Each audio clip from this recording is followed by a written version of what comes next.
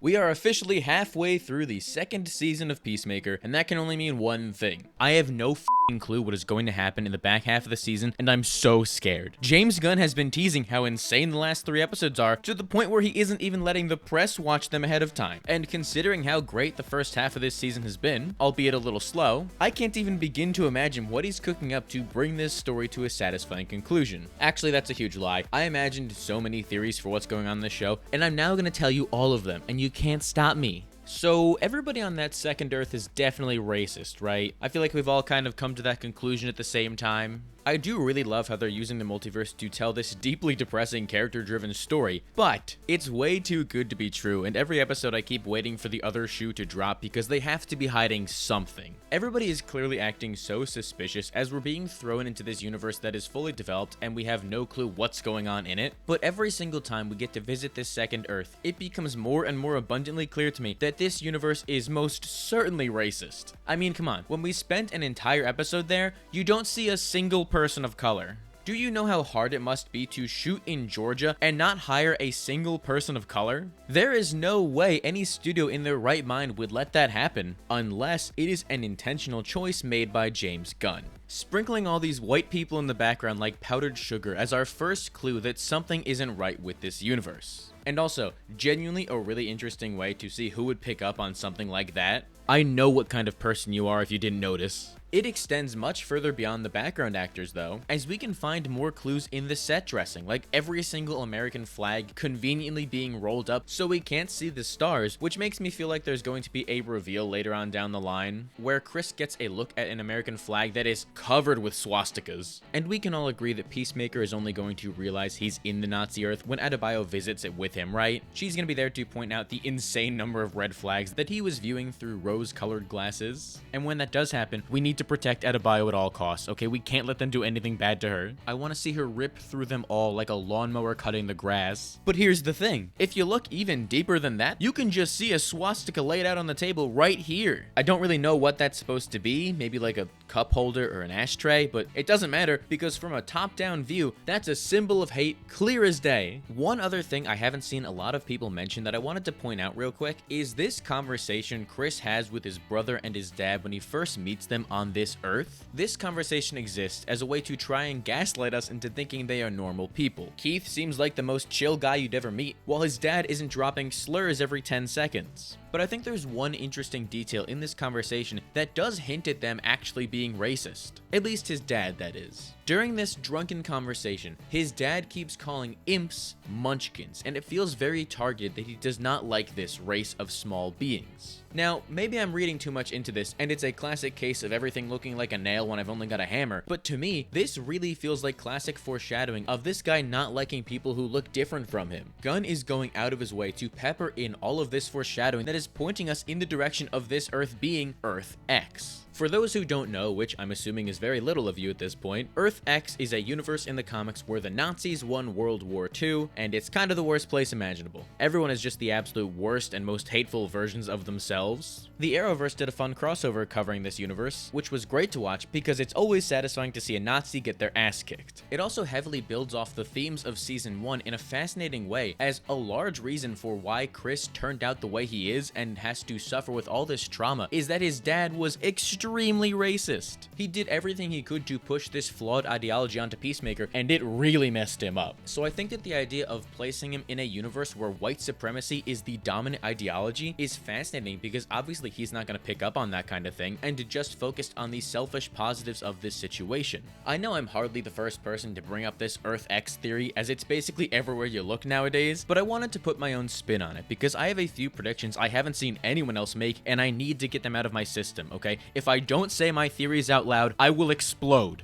I have a very strong feeling that the Sons of Liberty are the key to solving this puzzle. Despite the fact that we saw this terrorist group kill a lot of people, I strongly believe that they are much more of a resistance fighting against this oppressive Nazi regime. Despite how much of the Sons we see in this episode, we don't get an inkling of their politics, besides the fact that they are united in fighting their oppressors who have ruled us all under their corrupt thumb for long enough. basically the most generic jargon you can get if you're trying to make a terrorist group seem threatening. And while the Sons might be a fascist, neo-Nazi, and ultra-nationalist terrorist organization in the comics, I feel like all of this is being set up for the subversion that they have been the good guys all along, even someone like Rick Flag Jr., a beloved ray of sunshine whose torch was snuffed way too soon and died brutally by Peacemaker's hands. But now Joel Kinnaman gets to return in the role as an alternate version of himself who is way more pathetic. Look at him fall over that trash can. He's so pathetic. But if they reveal Rick Flag Jr. to also be a Nazi, it takes away so much of the interesting developments we could get where Peacemaker and Rick Flag have to work together now.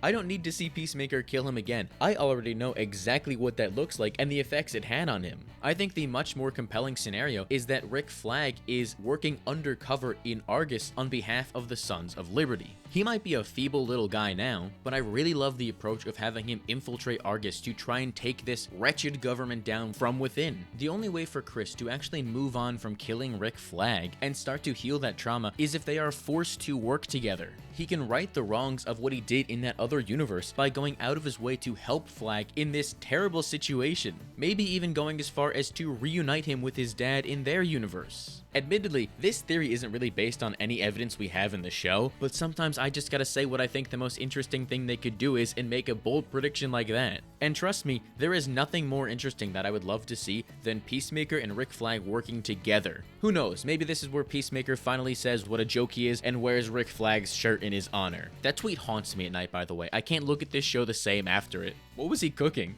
Making this other universe entirely comprised of Nazis is a very risky move because they need to stick the landing and give us a satisfying conclusion that still carries narrative weight as to not undercut Chris's arc. But considering what they've set up so far and building off the themes of white nationalism from the first season, I give Gunn my full faith because I think he's setting up a really interesting twist that I can't wait to see play out, especially if it leads to Nazis dying on screen because there's just nothing more satisfying than that in all of film. The only thing I could think of that would be more satisfying would be using today's sponsor, NordVPN. I'm pretty sure we already know what NordVPN is, so I'm gonna make this the quickest ad read of all time. You want secure encryption that protects you when online? Use NordVPN. Want to change your location so you can stream movies and shows in other countries? Use NordVPN. If you want to start keeping yourself safe online today, click the link in the description down below and start using NordVPN. Don't put yourself at risk when you're online and start using NordVPN today. Alright, now let's get to the really good theories. Okay, let's move away from the everybody is racist theory for a second because I do have some of my own theories I'd like to present. I promise you I do have original thoughts. James Gunn has been teasing that Peacemaker Season 2 somehow sets up Man of Tomorrow, the non-Superman sequel that's also kind of a Superman sequel where Superman and Lex are working together, it seems. It's very confusing right now. I'm sure it's all gonna make sense maybe as soon as after Peacemaker, but clearly there is some plot point in this show that is going to directly set up that film. And I think I figured out not just one, but two.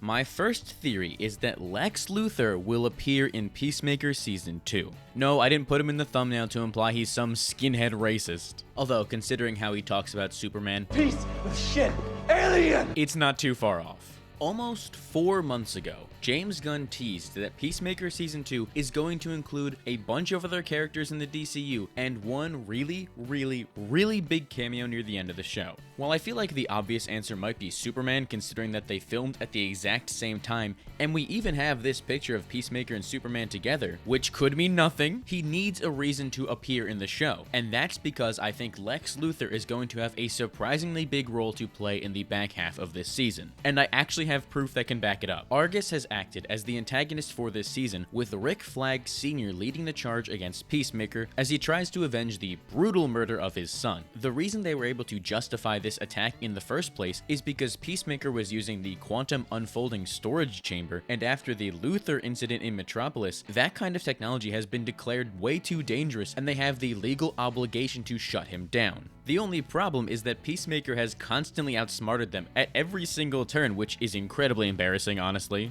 I think that in a time of desperation to try and get Peacemaker at all costs, Rick Flag Sr. is going to get Lex Luthor's help. Lex is the only other person on the planet who has such a great understanding of how this technology works, and would actually want to work with Rick Flag, considering the fact that he can dangle this in front of him like a carrot on a stick. So it makes complete sense that Rick Flag would pay him a little visit in Belle Reve to understand the technology, and maybe even bring him on board to help stop Peacemaker. And funnily enough, a recent teaser for Peacemaker included a line where Rick Flag Sr. said he was going to pay a visit to someone in Belle Reve. Superman went out of its way to tell the audience that Lex Luthor was going to be held at Belle Reve, so it hardly feels like I'm jumping to conclusions connecting these dots. But if we want even more solid proof that this is going to happen, in the background of a featurette shot in Peacemaker, at two of Lex's goons showing up in this show, that being Sydney and Otis. Having official confirmation that both of them will appear in this show is basically a gimme that Lex Luthor is going to make his presence known and become useful in Flag's war against the Peacemaker. We know that in Man of Tomorrow, Superman and Lex Luthor will be working together, and I think this appearance by Lex could get them one step closer to that. Before we can actually get to that team up, we gotta solve the problem of Lex's bald ass being kept in Belle Reve. I think that Rick Flag is going to offer him a deal. If Lex helps Flag bring in Peacemaker and dismantle the quantum unfolding storage chamber, he will release him from prison. Not only is that exactly the kind of thing Lex Luthor would do to get ahead and fix his situation, but it's a great way to show just how desperate and vengeful Flag has become in this obsessive hunt for Peacemaker, making completely irrational decisions that get dangerous people like Lex Luthor back out on the street just so he can finally avenge his son. It feels like the exact kind of storytelling someone like James Gunn would pull out, and I really hope it happens. It would be a great way to make this universe feel more interconnected than ever, and also feels very in line with how these characters would act. Alright, with all that being said, I got one last theory for you, and boy is it a doozy. On top of the fact that Peacemaker is directly connected to Man of Tomorrow, the character himself is now rumored to appear in that film. This Hail Mary prediction has very little to back it up, but I want to take a big swing on how Peacemaker is more directly connected to setting up Man of Tomorrow. And it all has to do with BRAINIAC. Yes, you got that right. It's another video where I try and make BRAINIAC the villain of Man of Tomorrow. James Gunn has officially confirmed that Lex and Superman will be teaming up to fight a bigger threat, so I feel like that all but confirms it's going to be BRAINIAC, right? I'm not that delusional anymore. Don't ask me what someone like Peacemaker is supposed to do against BRAINIAC. It's like the coughing baby versus the hydrogen bomb times 10. It is very funny though to think that Peacemaker's gonna help fight BRAINIAC, but Batman probably won't because he's still set to debut in The Brave and the Bold. But I digress. In the most recent episode of Peacemaker, we found out that Peacemaker's dad didn't actually create the quantum unfolding storage chamber. He just happened to kill this weird looking alien guy and stole the damn thing from him. But that answer isn't good enough for me. I need to know the full information of who this alien is and how he got this technology. My theory is that the quantum unfolding storage chamber, God, that name is so long. I'm just gonna call it the QUC from now on because I can't keep saying that over and over again. The QUC was developed by BRAINIAC. I think he created this technology to house his terrarium of universes on his ship. It's almost a practical way to justify how he's able to collect all these worlds like that, and I think it would be a really fascinating twist if they reveal that the Nazi Earth Peacemaker has been visiting has actually been shrunken down by BRAINIAC and now can only be accessed through the QUC. I know I just said I wasn't going to call it this anymore, but now the quantum unfolding storage chamber can finally live up to its name as it's used to store these other worlds BRAINIAC has basically just taken hostage. Then, when Lex ultimately threatens the structure of the QUC, that's going to get the attention of BRAINIAC. I feel very strongly that Peacemaker is going to be this precursor to Man of Tomorrow as it sets the stages for Brainiac's invasion now that he's been made aware of the Earth. It's also a very natural way to keep Peacemaker involved in such an insane event film because he's the only person there with actual experience working in the QUC. He could become Superman and Lex's guide and maybe even help them find a gateway to the bottle city of Kandor. It feels like a long shot, especially considering just how rated R Peacemaker is as a character, and I don't know if they want to put Superman and Lex Luthor in that setting just to set up this movie that they want the most eyes possible on. But James Gunn has promised an explosive final 3 episodes of this show, so you gotta go big or go home, right? And I don't think there's anything bigger than not just Lex Luthor, but also Superman appearing in your show. Regardless of what happens, the first half has been a really interesting slow burn, setting up what could be a very rewarding character arc for I nearly just called him something like Christmas. A really interesting character arc for people like Chris, Harcourt, Adebayo, and pretty much the entire cast of this show. So I can't wait to see not only how that develops, but what they can do to up the ante and really make those last 3 episodes hit like crack. Whether it be a cameo from Lex Luthor, introducing BRAINIAC, or making an entire universe racist, I could not be more excited. I should probably specify I'm not excited about people being racist. That's not my favorite thing, believe it or not, but I am excited to see them die, so I'm hoping we get the twist just for that. But why don't you let me know down below what your theories are for the final 4 episodes of Peacemaker Season 2. I would genuinely love to hear what everyone has to say and continue the conversation down below. And while you're at it, make sure to give the video a like and subscribe so you don't miss the next one. If you don't do it, I'm sending you to the Nazi Earth and you're not coming back. So make sure to subscribe unless you want to be stuck with Nazis.